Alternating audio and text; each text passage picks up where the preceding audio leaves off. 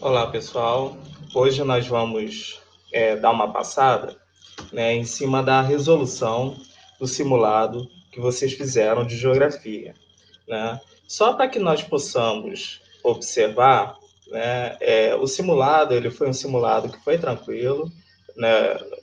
Alguns de vocês tiveram dificuldades, né, em questão exatamente da relação do simulado em algumas questões, né? Só que foi um simulado que vocês poderiam ficar em dúvida em algumas questões, mas na sua grande maioria, né, as questões não eram tão complicadas assim. Eram questões mais fáceis, podemos falar assim, né? Bom, vamos passar inicialmente por essas duas primeiras questões, em que nós temos um grau de dificuldade que não é tão grande assim. Ele fala, né, em relação à análise dos mapas, né, nós temos a apresentação de dois mapas aí, à sua esquerda, em que ele relata exatamente a relação entre cores, né? Então você vai ter, né, como característica chave, né, a presença, né, de várias cores, né, desde as cores mais claras, né, em si, até as cores mais escurecidas, né? Ou seja, as cores mais claras você vai ter exatamente a tonalidade em bege, né, em marrom, né, alaranjado, né, em si, né? Passando para a coloração esverdeada e, por final, a coloração avermelhada. Né? O que a gente pode observar, pessoal, como ele afirma aí? Da análise dos mapas, conclui-se que o número 6, indicado na legenda, corresponde a, letra A, número 6, no caso relativo à cor avermelhada. Né? Então, nós teremos nessa cor avermelhada a presença remanescente da Mata Atlântica, as áreas consideradas antropizadas, os corredores ecológicos nacionais, áreas de florestas secundárias ou unidades de conservação. Pessoal, tomem cuidado que é o seguinte, primeiro, quando a gente pensa uma coloração avermelhada, né, o que isso representa em um mapa? Isso representa em si, né, a diminuição de uma área florestal, né? Ou seja, você vai ter exatamente a presença, né, mais característica do homem associado ao meio ambiente, o homem intervindo no meio natural. Né? Então, isso já te dá exatamente o gancho do gabarito. Né? Isso está presente na letra B, que são as áreas antropizadas, né? Ou seja, as áreas onde você vai ter a interferência do homem. Né? No caso aí, você vai observar a linha do litoral, mas como característica da Mata Atlântica, né, associada, né? Ou seja, você vai ter a destruição da Mata Atlântica pela atuação do homem, né? Aí você poderia se confundir na letra A, remanescente da Mata Atlântica, né? Mas o que acontece, né? Se aí fosse uma área remanescente da Mata Atlântica, a tonalidade avermelhada ela teria algumas manchas, né, de outras cores aí, né, exatamente explicando que nós temos remanescente da Mata Atlântica aí presente, coisa que não ocorre. Então, a característica chave você vai ter as áreas antropizadas, ou seja, as áreas que foram transformadas pelo homem. A número 2 ele fala assim: reconhecido como o segundo maior bioma da América do Sul e o segundo maior bioma do Brasil, compreendendo cerca de 22% do território brasileiro, esta vegetação caracteriza-se por ser uma região de savana, estendendo-se por cerca de 200 milhões de quilômetros quadrados. Possui uma formação vegetal de grande biodiversidade e grande potencial aquífero. No entanto, é considerado atualmente o segundo bioma do Brasil mais ameaçado. O texto trata-se da formação vegetal. Pessoal, o segundo maior bioma mais ameaçado, né, em si, né, dá-se o nome considerado também como hotspots, né? Ou seja, é a característica de um bioma que tem uma ameaça presente, né? Ou seja, a característica em si, né, de vir a não existir mais no nosso país, né? Isso está associado, pessoal, com a questão do cerrado. tá? O próprio texto ele já dá uma associação, já dá um gancho para você, né? Quando ele fala, por exemplo, por ser uma região de savana, né? A savana ela tem exatamente, né? No caso o cerrado tem uma semelhança em comparação à savana, né? Uma vegetação de grande biodiversidade, né? E grande potencial aquífero. Pessoal, realmente é aí no cerrado que nós vamos ter a presença de uma parte do chamado aquífero Guarani, tá? Então isso vai ser associado à questão, né, do cerrado. Então isso está presente na letra E, ok? Pessoal, vocês vão observar que essas duas primeiras questões são questões mais tranquilas, né, mas que tem que tomar cuidado, exatamente porque pode se confundir com alguns detalhes. Essa número 3, ele fala assim, ó, são formas do relevo mais ou menos planas ou suavemente onduladas, em geral, de grande extensão e que o processo de deposição de sedimentos supera o de desgaste. O fragmento de texto revela o conceito de... Pessoal, algumas características que nós temos no texto.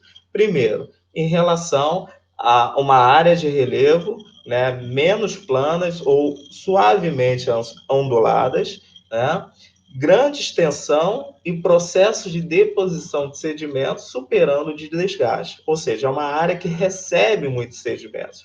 É uma área que você vai ter bastante atuação de partículas de rochas. Né? É uma área de depósito dessas partículas. Né? Opa, podemos observar claramente como um macete simples. Áreas de planície em questão de relevo.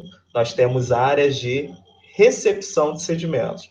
Nós temos áreas exatamente de atuação de acumulação de partículas de rocha. Né? São áreas, né, mais rebaixadas, podemos falar assim, e que recebem essas cargas de sedimentos. Recebe exatamente devido a quê? A áreas mais elevadas, né? A áreas que estão ao redor, como, por exemplo, os chamados planaltos. Os planaltos nada mais do que são superfícies irregulares, podemos falar assim, destacadas em uma porção de um relevo, né, em que, ao invés de você ter uma área de sedimentação, de recebimento de sedimentos, você vai ter uma área de expulsão de sedimentos, podemos falar assim. Né? Você vai ter uma área exatamente de retirada de sedimentos, de erosão associada ali. Né? Então, ó, planalto retira-se sedimentos através da erosão eólica, por exemplo, desgaste da ação dos ventos. Esses sedimentos vão viajar, né? E as áreas mais rebaixadas vão receber esses sedimentos, que no caso seriam as planícies, ok? Então, em cima disso, voltando à questão, né? Relevo mais ou menos plano, suavemente ondulado, grande extensão, processo de deposição de sedimentos, ou seja, recebe muito mais sedimentos do que se desgasta. Né? Em cima disso, a gente já situou, né, como macete a chamada planície, a letra C. Né? Planalto é uma área que o desgaste supera a acumulação de sedimentos, aí não seria o correto. Letra B, falésia. Falésias são paredões, né, na beira do mar, né, que você vai ter exatamente o processo de desgaste, principalmente devido à atuação, não só da ação eólica em si, mas muito mais pela ação da erosão marinha. Né? O mar vindo ali, as ondas do mar batendo naquele paredão e ali sendo reconstruído aquele paredão. Né? Ravina nada mais do que são erosões geradas no solo devido também ao quê? Ao processo de atuação de agentes como, por exemplo, se você tiver um solo que você tirar a vegetação daquele solo, ou seja, você tira a proteção natural daquele solo. Aquele solo fica exposto sob a ação do sol, das chuvas diretamente. Aquilo ali, com o passar do tempo, vai sendo desgastado. Isso vai poder gerar pequenas canaletas no solo. Pequenas canaletas no solo, a origem da erosão dá-se o nome de ravinas. Né? O incremento, podemos falar assim, dessa erosão é que você vai ter como nome das chamadas vossorocas. Tá? Então, ó, partindo aí como característica-chave. Início da erosão, você tirou a vegetação, o solo fica exposto sob a ação do sol e da chuva, né? Você vai ter primeiro, antes das ravinas, você vai ter aberturas dos chamados sulcos, né? É como se você tivesse, por exemplo, uma colherzinha, né, de sobremesa e você fizesse exatamente, pegasse um pedaço de um pudim de leite, né, por exemplo. Você tirando um pedaço de pudim de leite com a colherzinha de sobremesa, você vai observar que vai abrir uma pequena curvatura ali no pudim, né? Então, ali, no caso, no solo, é como se fosse um sulco, né? Que, com o avançar do processo, vai gerar as chamadas ravinas, que são canaletas iniciais, né? E, por consequência, por final, você vai ter as vossorocas, que são grandes erosões no solo, grandes buracos no solo. Então, você vai ter esse processo aí. Então, em cima disso, gabarito certo, letra C, ok? Próxima questão, ele fala assim: corta o território brasileiro na proximidade norte da cidade de São Paulo, além de atravessar a porção norte do estado do Paraná e o sul de Mato Grosso do Sul. A qual paralelo principal o texto faz referência? Linha do Equador, Trópico de Câncer, Círculo Polar Ártico ou Trópico de Capricórnio? Pessoal, é só você interpretar. Por exemplo, Brasil. No nosso país, nós temos dois paralelos que cortam o nosso país. Ao norte, nós temos a linha do Equador. Mais para o sul, você vai ter o Trópico de Capricórnio. São apenas os dois paralelos que cortam o nosso território. Paralelos, lembram lá, são as linhas imaginárias horizontais da Terra. Tá? Cada paralelo terá a sua latitude, terá a sua medida em graus. Só que o que acontece? No Brasil, nós só temos dois trópicos. Linha do Equador acima e Trópico de Capricórnio abaixo. Né? Então, logo, por consequência, letra B, Trópico de Câncer, você poderia descartar. E o Círculo Polar Ártico também poderia descartar. Você ficaria entre a A e a D. Opa, já te dei a bandeja aí com a resposta. Né? Proximidade norte da cidade de São Paulo, atravessando o estado do Paraná, o sul de Mato Grosso do Sul, ou seja, é uma porção do território brasileiro que está mais para o sudeste e sul do país do que centro-sul, podemos falar assim, do que ao norte. Opa, se eu relatei que ao norte nós temos a linha do Equador, né, e mais para o sul, Trópico de Capricórnio, então, gabarito correto, letra D. Tá? A questão, eu vou considerar a questão mais tranquila, muito mais fácil em comparação às outras questões. A próxima questão, pessoal, ele fala assim, ó, com uma área de cerca de 250 mil quilômetros quadrados, tem-se um bioma que se estende pela Bolívia, Paraguai e Brasil, ou seja, é um bioma que ultrapassa as fronteiras, sendo aproximadamente 62% no Brasil. Inserido na parte central da bacia hidrográfica do Alto Paraguai, é influenciado pelo Rio Paraguai e por seus vários afluentes, que alagam a região, formando extensas áreas alagatiças. É caracterizado pela alternância entre períodos de muita chuva, que acontece de outubro a março, e períodos de seca entre os meses de abril e setembro. Seu relevo é plano, levemente ondulado, com alguns raros morros isolados e com muitas depressões rasas. As altitudes não ultrapassam 200 metros acima do nível do mar e a declividade é quase nula. Essa descrição caracteriza corretamente o bioma Amazônia, Cerrado, Caatinga, Pampa ou Pantanal. Pessoal, você vai observar que o quê? Que é um bioma que ultrapassa exatamente as fronteiras do nosso país, né? Pegando outros países, né? Principalmente países vizinhos, né? Opa, fronteira com outros países vizinhos que nós temos exatamente o bioma do Pantanal, tá? Então, se você ficar com dúvida, você ficaria em dúvida entre a Amazônia, né? Cerrado seria um bioma tipicamente brasileiro, na parte central do nosso país, Caatinga, mais associada ao Nordeste, Pampa, mais ao sul do Brasil, especificamente Rio Grande do Sul, e você vai ter exatamente a Amazônia e Pantanal. Gabarito certo, no caso, em relação a esse bioma, nós temos o Pantanal, ok? A próxima questão, pessoal. As massas de ar são parcelas do ar atmosférico que podem se formar sobre o continente ou sobre o oceano, e geralmente adquirem as características dos locais onde foram produzidas. Dentre as massas de ar que atuam no Brasil, a massa tropical atlântica é. Pessoal, foi a questão que vocês, uma parte de vocês erraram, né? Então, assim, é uma questão que não é complicada, porque você tem que tomar um certo cuidado. Como, por exemplo, quando ele fala que a massa tropical atlântica, tropical, você vai associar aqui o quê? Que é uma massa que ela é quente ou fria. Aí tem um macete aí no ar. Tropical seria uma massa de ar quente. Atlântica seria úmida ou seca. Atlântica seria uma massa de ar úmida, devido à atuação presente nas proximidades do Oceano Atlântico. Então, o forte fator de umidade vai favorecer essa umidade aí presente. Opa, então se é quente e úmida, você automaticamente já descarta as alternativas C e D, né? Você fica entre a A e a B. Opa, aí o que podemos associar é a questão exatamente da localização. Tá?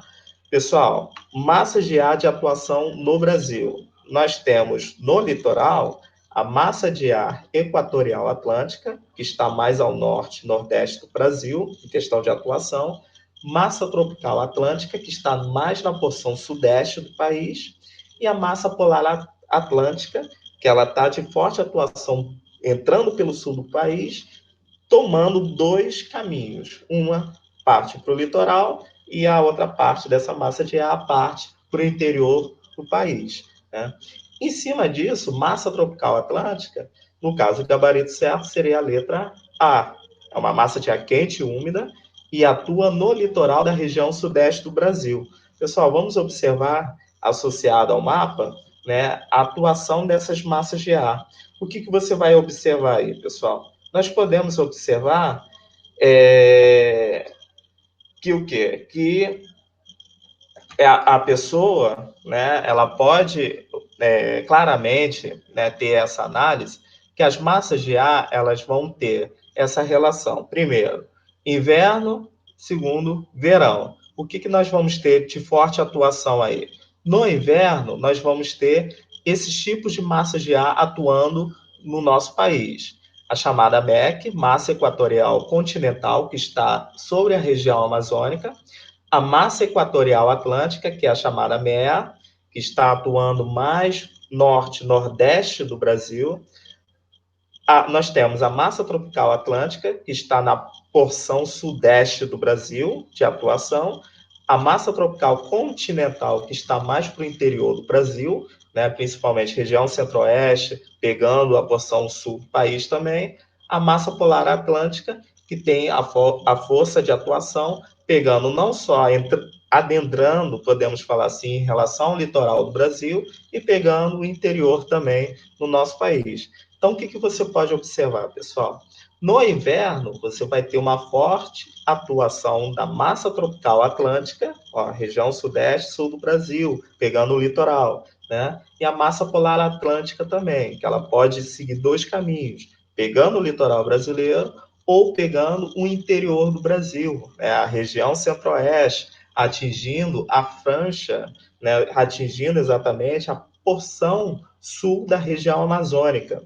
Aí nós vamos ter como fenômeno-chave chamado fenômeno da friagem. Tá? Já no verão, você vai ter exatamente uma associação dessas massas de ar, como elas se comportam. Né? Você vai ter, enquanto no inverno a MPA, massa polar atlântica, e a massa tropical atlântica atuam com maior presença, enquanto as outras elas se sentem mais, né, na delas, podemos falar assim. No verão, o que você terá? A massa equatorial continental, que é a massa de atuação da região amazônica, ela vai ganhar mais espaço. A massa tropical atlântica ela vai continuar atuando, né, mas ela vai diminuir mais a sua área de atuação. A massa tropical continental ela vai atuar mais e a equatorial atlântica ela vai pegar mais os estados da região nordeste. Né? Você observa que a massa polar atlântica nem aparece aí, né? Você vai ter uma atuação muito pequena, então ela não atua diretamente, né, presente no nosso território. Então, o que nós podemos ter como interpretação e análise desses mapas em cima de massas de ar? Primeiro mapa à sua esquerda, atuação com força da massa polar atlântica adentrando o nosso território, puxando, né, o lado do litoral brasileiro, pegando também o interiorzão do Brasil, provocando o fenômeno da friagem, né, na porção da Amazônia, né, em si.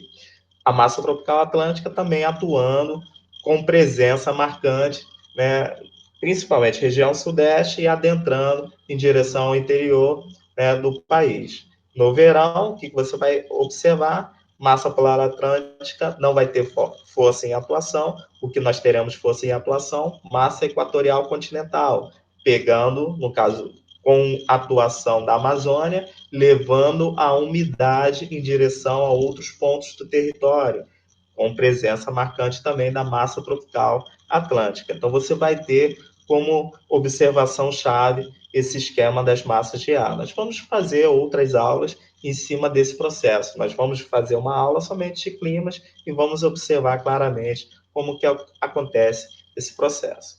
Pessoal, outras duas questões que nós temos, né, à sua esquerda. Observe a paisagem e o mapa. Aí nós temos a paisagem, referente a um tipo de bioma presente no Brasil, e um mapa com uma numeração aí associada. A paisagem retratada corresponde ao domínio morfoclimático indicado no mapa pelo número. Pessoal, aí é uma questão que você deve tentar associar que bioma seria esse. Esse tipo de bioma tem uma característica em que você pode observar, né, o tronco bastante elevado, né, a presença exatamente de galhos, e nas extremidades desses galhos você vai ter a vegetação em forma de tufos. Tá? Isso é típico de uma vegetação de uma área de altitude, uma área que você vai ter um clima mais ameno. Né? Isso é uma característica, no caso, essa imagem é a característica da vegetação da chamada mata de araucárias, que está se fazendo presente de forma marcante nos planaltos localizados principalmente na região sul, mais especificamente na região do Paraná, e corresponde exatamente ao número 1 do mapa. Tá? Só para a gente caracterizar os outros números. O número 2 você vai ter exatamente a atuação da chamada Mata Atlântica. Número 3, você vai ter a região dos Pampas gaúchos, onde você vai ter a atuação caracterizada, associada aos campos. Né?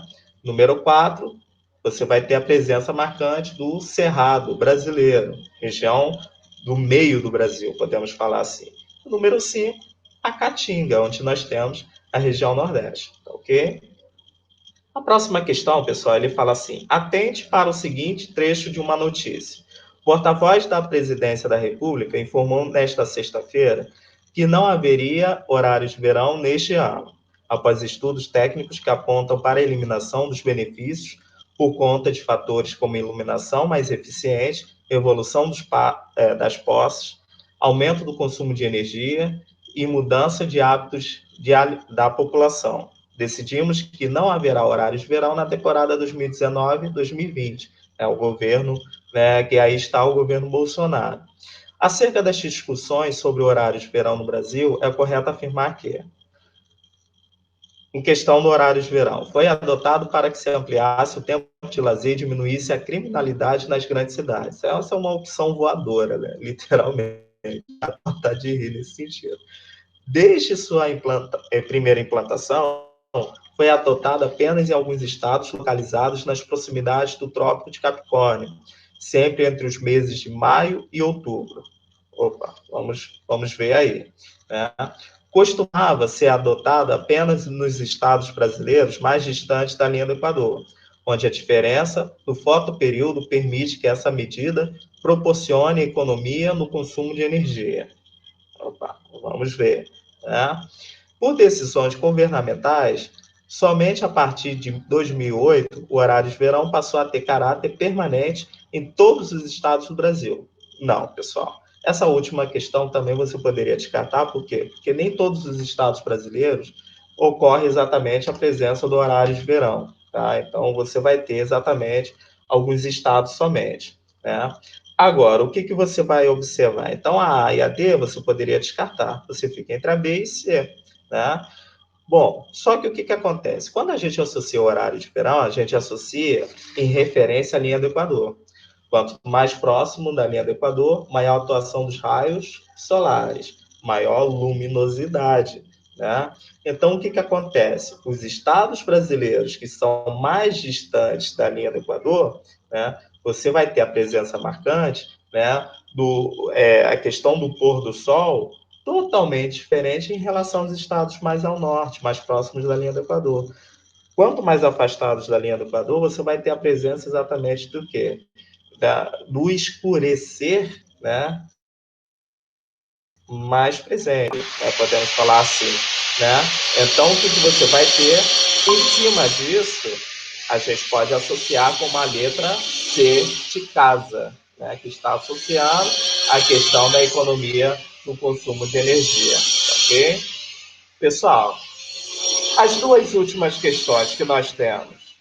À sua esquerda. Este grupo tende a crescer no Brasil nas próximas décadas, como aponta a projeção da população do IBGE atualizada em 2018.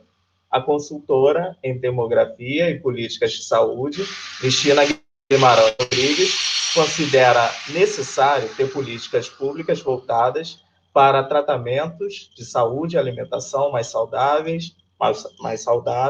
e exercícios físicos, além de construções e transportes mais ao aumento de doenças crônicas, cita que são doenças mais caras e que requerem tratamentos um pouco mais custosos.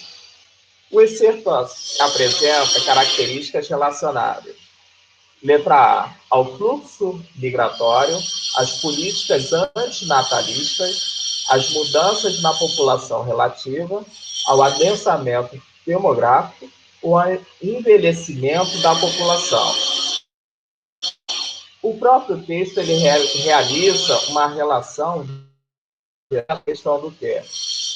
Das questões das políticas de saúde, alimentação mais saudável, a questão, né, de doenças crônicas, do aumento de doenças crônicas, né? Então, assim, isso está associado ao quê? Uma melhoria na qualidade de vida, melhoria da qualidade de vida, que você vai estar associando a quê? Ao viver cada vez mais, você vai ter o quê? Uma associação ao envelhecimento da população. Então, isso está presente, ou se faz presente, na letra E, tá? A última questão, pessoal, ele fala assim: pureza, uma mulher contra o trabalho escravo. Aí nós temos a foto de uma mulher, né, um mapa do Brasil, um pedaço do mapa do Brasil, destacando, né, o estado do Amapá. A maranhense Pureza Lopes Loyola é uma importante protagonista do combate ao trabalho escravo no Brasil. Em 1993, ela saiu de Bacabal, que é uma cidade do Maranhão, onde morava, em busca de seu filho Abel, que fora aliciado para trabalhar em uma fazenda da região. Percorreu diversos municípios do Maranhão e do Pará, buscando o paradeiro do filho. Durante a procura, que durou até 1996, quando Abel retornou ao lar, ela deparou com graves situações de exploração de trabalhadores em garimpos, carvoarias e fazendas. Pureza registrou e denunciou essas violações às autoridades do poder público. As suas andanças e denúncias precederam a ação do que reconheceu a existência do trabalho escravo no país somente em 1995. A história de Pureza Lopes Loyola alerta sobre a permanência do trabalho análogo ao escravo na sociedade brasileira na atualidade. Isso está associado a quê? Essa questão parece que está faltando um trechinho, né, exatamente para que possa lançar as opções. Mas em cima exatamente do que nós vimos ali na questão, a gente pode associar, né, esse trabalho análogo ao escravo. Isso pode estar associado a quê? A uma legislação permissiva, a uma fiscalização ineficiente, concentração fundiária ou modernização tecnológica. Pessoal, modernização tecnológica você já podia descartar literalmente, né? Concentração fundiária é no sentido do quê? Da concentração das terras nas mãos de uma minoria. É uma minoria que detém do dinheiro, que detém do capital, em grandes concentrações de terra, enquanto uma grande maioria que não tem dinheiro, que não tem capital, tem pequenas parcelas ou não tem terras. Tá? Então, a letra C também você poderia descartar nesse sentido se fosse uma briga exatamente, por exemplo, relatando sobre os trabalhadores rurais sem terra, por exemplo, você poderia até associar a questão da concentração fundiária. Mas aí ele fala da questão do trabalho análogo ao escravo, né? Isso está mais associado à questão da fiscalização. Fiscalização que é ineficiente. Então, isso está associado na letra B. Questão da legislação permissiva, isso não ocorre, ok? Pessoal, essa é a última questão, né, em si.